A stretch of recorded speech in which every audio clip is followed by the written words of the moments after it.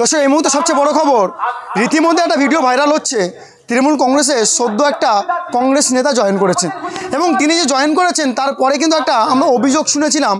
তার মধ্যেই যে আইএসএফ এক কর্মী তিনি একটা মন্তব্য করেছিলেন, তার নামে তিনি মামলাও করে। সেই মামলার পরে কিন্তু একেবারে কল রেকর্ডিং ভাইরাল। সেই কল রেকর্ডিংয়ে একেবারে কাঁচা খিস্তি দেওয়া হয়েছে এবং সেই ভাষা আমরা তুলে ধরতে পারবো না। সেই ভিডিও কিন্তু রীতিমধ্যে ভাইরাল। আজ আসলেন ভাঙড়ের মাটিতে, পা দিলেন ভাঙড়ের বিধায়ক নওশাদ সিদ্দিকী। আসার পর তাকে প্রশ্ন করার পর তিনি কিন্তু একেবারে কড়া ভাষায় হুঁশিয়ারি দিলেন। তিনি কিন্তু মামলা করতে চলেছেন এবং হাইকোর্টে মামলা করতে চলেছে এমনটা কিন্তু ইঙ্গিত দিলেন এবং একাধিক বিস্ফোরক মন্তব্য করলেন। তিনি আছে, কল রেকর্ডিং আছে। এই নিয়ে কী বলছেন নওশাদ সিদ্দিকী আপনাদের শোনাবো। সব রেডি হচ্ছে, কল কল কল রেকর্ড আছে। মহিলা রাজ্যের মুখ্যমন্ত্রী, রাজ্যের স্বাস্থ্যমন্ত্রী মহিলা, রাজ্যের অর্থমন্ত্রী মহিলা হওয়ার জন্য গর্ববোধ করে। আমরাও গর্বিত আমাদের রাজ্যের। অবশ্যই সমালোচনা করব, কিন্তু শালীনতা বজায় রেখে। যেভাবে আপনার করছে কি বলে, অশ্লীল ভাষায় গালিগালাজ করেছে, খুনের হুমকি দিয়েছে, এর জবাব হবে। আমরা ছেড়ে কথা বলবো না, গণতান্ত্রিক প্রক্রিয়া। তবে ও গালাগালি করেছে বলে আমাকে গালাগালি দিতে হবে, এটা তো আমরা বিশ্বাসী না। আমরা ছেড়ে কথা বলবো না। আইন কানুনের জন্য একটু বাঁধতে হয়। এখন চিৎকার করছে না, নাকি বলছে অনেক দিন আগে আমি বলেছি, এখন কেন মামলা করেছে? একটু বাঁধতে হয়। ল্যাটাই আমাদের হাতে আছে, ঘুড়ি যত উড়বে উড়ুক না কেন, দিনের শেষে ঘুড়িকে টেনে আবার নিচে নামাবো। তো এখন বাঁধার কাজ চলছে, আগামী দিনে আইনের মাধ্যমে জবাব নেওয়া হবে। সেই নেতা তো দাবি করলো যে আপনি যে 21 সালে তার সমস্ত পরিষেবা আপনি তার কাছ থেকে নিয়েছেন, তার গাড়ি থেকে শুরু করে যাবতীয় পরিষেবায় আপনি কাজ করেছেন। তার আপনার এমএলএ হবার পিছনে তার হাত। দেখুন, একটা কথা বলি, কেউ যদি অসত্য কথা বলে কী বলতে পারে? অস্বীকার করার কোনো জায়গা নেই। আমি অস্বীকার করি না, অসত্য কথা বলি না।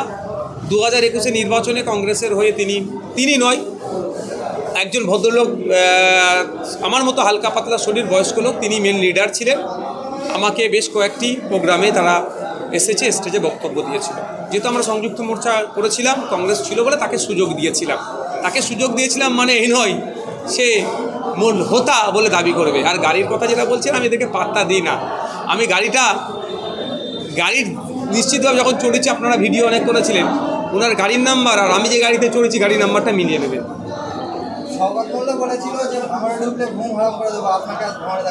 ওসব ওদের গল্প বাদ দেন, ওসব বাজার গরম করার কথা, কাজের কথা বলে।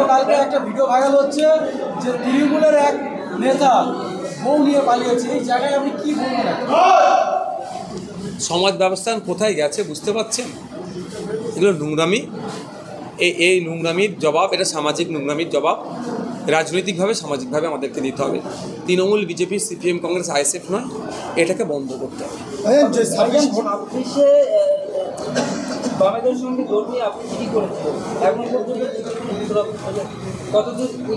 এই মাস্টার অব্দি দেখো, গতকাল দেখলাম সাঁতরাগাছি একজন ফ্যামিলি পুলিশের হেনস্থা হচ্ছে, বাচ্চার ওটি ছিল, একজন ছোট্ট বাচ্চা, সেই গাড়ি ধরে আটকে রাখার কারণে সে বাচ্চার ওটি হলো না। কি বলবো? জবাবটা তো আমার প্রশ্নটা কেন জিজ্ঞাসা করছে? এটা তো তৃণমূল কংগ্রেসের সুপ্রিমোকে জিজ্ঞাসা দরকার, পুলিশ মন্ত্রীকে জিজ্ঞাসা করা দরকার। অনৈতিক অন্যায়ভাবে পুলিশ আজকে মানুষের উপরে জুলুম নির্যাতন করছে। পুলিশের একটা অংশ তোলা তুলতে ব্যস্ত হয়ে যাচ্ছে, পুলিশের একটা অংশ, সবাই নয়। আবার অনেক পুলিশ সিট দ্বারা সোজা রেখে 16 ঘন্টা, 15 ঘন্টা, 14 ঘন্টা ডিউটি করে যাচ্ছে আপনাকে আমাকে নিরাপত্তা দেওয়ার জন্য। যারা সিট দ্বারা বিকিয়ে দিয়ে পুলিশ কোডের বাইরে গিয়ে তোলা তুলছে, তাদের বিরুদ্ধে আইনত ব্যবস্থা গ্রহণ করা দরকার। এখন পুলিশ মন্ত্রী এটা নিয়ে কী করে দেখি। আমি ওই ঘটনাকে তীব্র নিন্দা ধিক্কার জানাচ্ছি। আরে মানবিকতার একটা গ্রাউন্ড থাকা দরকার। দেখুন, অনেক সময় আইনকেও আমরা দেখেও এড়িয়ে যাই। আইন মিনস যে এটা অনুচিত, ধরা আপনার সিগন্যাল আছে, গাড়ি ঢুকিয়ে দিয়েছে, কিন্তু এমার্জেন্সি থাকলে আমরা দেখতে পাই না, ওই গাড়িটাকে ছেড়ে দেবে। আমাদের ক্ষেত্রে আমরা সিগন্যাল দাঁড়িয়ে আছি, পিছনে লাল কাপড় উড়াচ্ছে, আমরা কি একটু এগিয়ে গিয়ে গাড়িটাকে ছেড়ে দিই? কেন?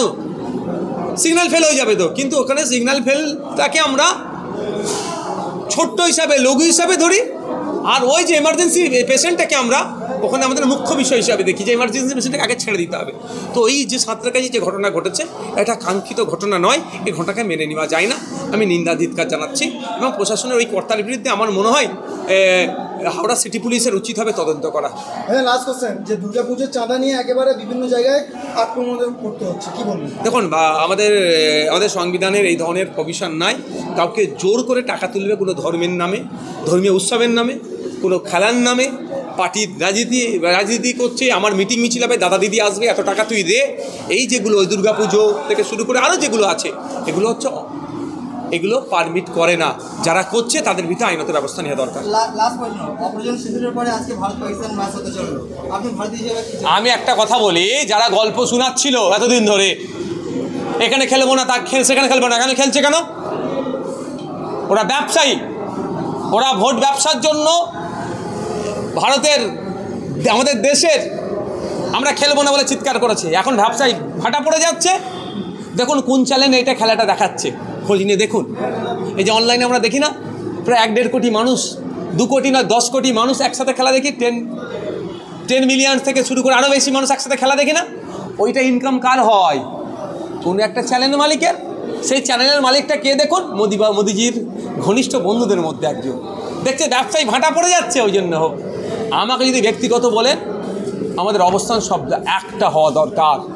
পাকিস্তানের সাথে খেলবো না, তো খেলবো না যতদিন ওরা মানুষের মতো মানুষ হচ্ছে, খেলবো না ততদিন।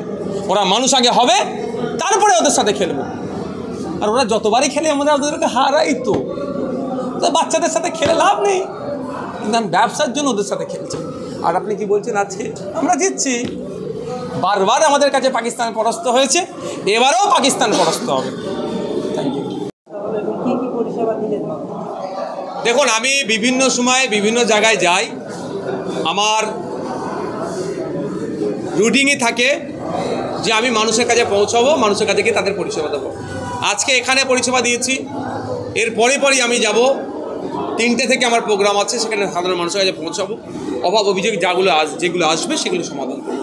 যেমন আজকে যেখানে এসে দিয়ে প্রচুর মানুষের Aadhaar card, PAN card, voter card, ঘোড়া ডিম, শুধু নামের বানান ভুল, বিশেষ করে আধার কার্ড আর প্যান কার্ড। সেইগুলো অনেক ক্ষেত্রে সইয়ের প্রয়োজন হয়, নিয়ে গিয়েছে। কারো দেখলাম স্কলারশিপের সিগনেচারের দরকার আছে, তারা নিয়ে গিয়েছে, দিচ্ছি। আবার একজন আসলেন, তার আইনি পরিষেবার দরকার, তার জমি জায়গা নিয়ে সমস্যা হচ্ছে, তার নামটা নোট করা হয়েছে, তাকে একটা আপনার কোর্টের আইনজীবী ভালো, যাতে স্বল্প টাকাতে ভালো আইনজীবী পায়, তার জন্য এসছে, সেটা জানাচ্ছে। আমরা তাকে সমাধান করবো বলে তার নাম ফোন নম্বর নিলাম। নওশাদ সিদ্দিকী এতই কাগজপত্র মানুষের সুবিধা অসুবিধাগুলো দেখছে, এই কাগজগুলো তুলে নিয়ে যাচ্ছে, অনেকের দাবি তার কাগজগুলো তুলে নিয়ে যাচ্ছে, কাজের কাজ কিছু। দেখুন, অনেকে অনেক দাবি করতে পারে, তার দাবিতে তার দাবিকে আমি পাত্তা দিই না। আমি মন জানে পাপ আর মান জানে বাপ। আমাকে যেগুলো আসছে, আমার এখতিয়ারের মধ্যে যেগুলো হয়, সেগুলো তৎক্ষণিক করে দিই। অন্যথায় তার নাম ঠিকানা নোট করে রাখি, কিভাবে তার সমাধান করা যাবে সেগুলো আমি বাতলে দিই। অনুব্রতর ছদ্মবেশে ভাঙড়ের তিনি কংগ্রেসের নেতা, এখন বর্তমানে আপনাদের মধ্যে ফোন করে যেভাবে ভাষা কি করবেন? ধৈর্য